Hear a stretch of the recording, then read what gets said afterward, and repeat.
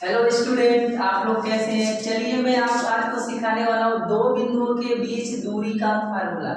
देखिए, जैसे हमारे पास एक बिंदु ए है और एक बिंदु बी है। अब मैं बिंदु ए का निर्देशांक मान लेता हूँ x1 कामा y1 और बी का निर्देशांक मान लेता हूँ x2 कामा y2। अब देखो, अगर मैं ए और बी को मिला देता हूँ तो ये हमारे पास दो बिंदु हो गए और इस दोनों बिंदुओं के बीच की दूरी अगर मुझे निकालना है तो उसके लिए फार्मूला होता है ए बी बराबर अंडर रूट x2 में से x1 को घटा दीजिए, x2 माइनस x1 का square plus y2 minus y1 का होल स्क्वायर।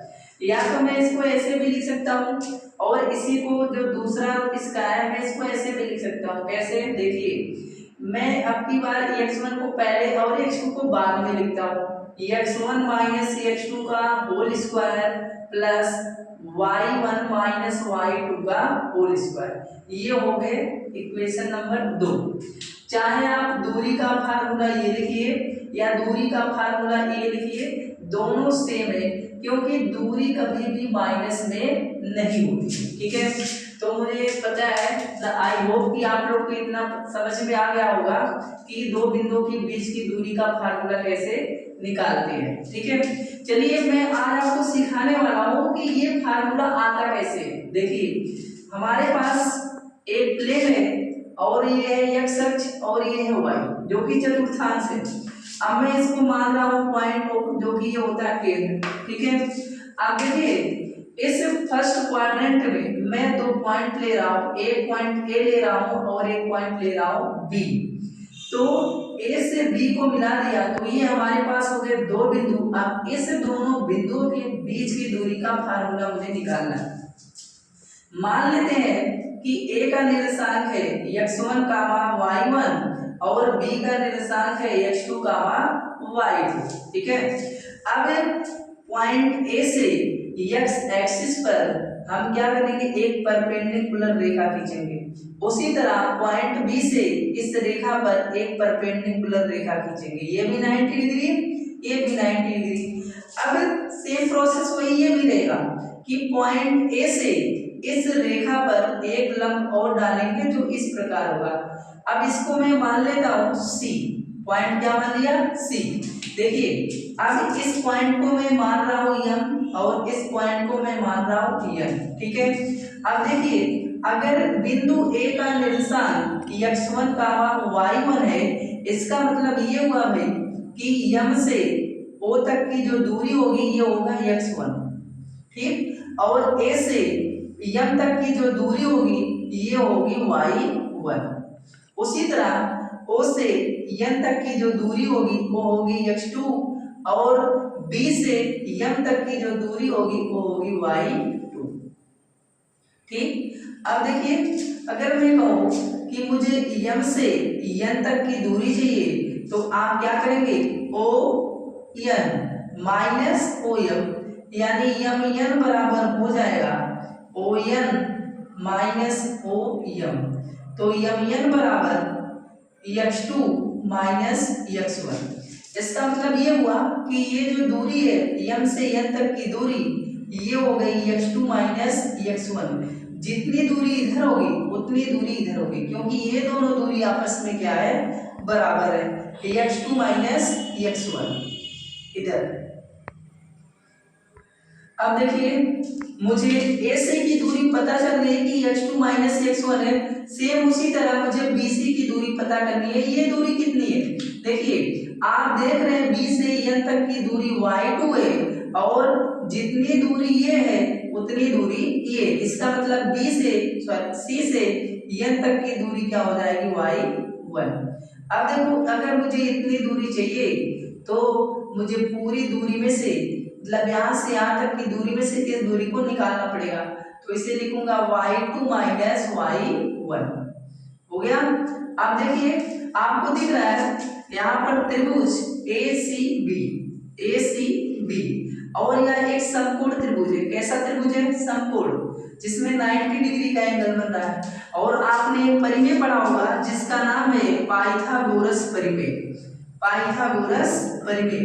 अब ये पाइथागोरस परिमेय क्या होता है, आपने पढ़ा है कि पाइथागोरस परिमेय के अनुसार ये सबसे बड़ी भुजा है तो ये हो जाएगी कर्ण और ये हो जाएगा आधार और ये हो जाएगा लंब। तो पाइथागोरस परिमेय के अनुसार कर्ण का स्क्वायर बराबर आधार का स्क्वायर प्लस लंब का स्क्वायर। अब हमारे पास कर्ण क्या है, कर्ण है ए बी, तो लिखेंगे ए बी का स्क्वायर बराबर यहाँ पर आधार हमारे पास है ए सी, तो लिखेंगे ए सी का स्क्वायर प्लस लंब हमारे पास है बी सी, तो लिखेंगे बी सी का स्क्वायर। अब देखिए ए बी का मान मुझे निकालना है। सॉरी दोस्त, लाइट कट गई है, चलिए इसके आगे देखते हैं। यहाँ पर ए बी का स्क्वायर हमको निकालना है तो एज ठीक रहेगा ए बी स्क्वायर बराबर ए सी का मान है x2 माइनस x1, तो लिखेंगे x2 माइनस x1 का स्क्वायर प्लस बी सी का मान है y2 माइनस y1 का स्क्वायर, तो यहाँ पर हो गया y2 माइनस y1 का होल स्क्वायर। अब ए बी का मान निकालेंगे तो ये हो जाएगा ए बी बराबर अंडर रूट में x2 माइनस x1 का square plus y2 minus y1 का होल स्क्वायर।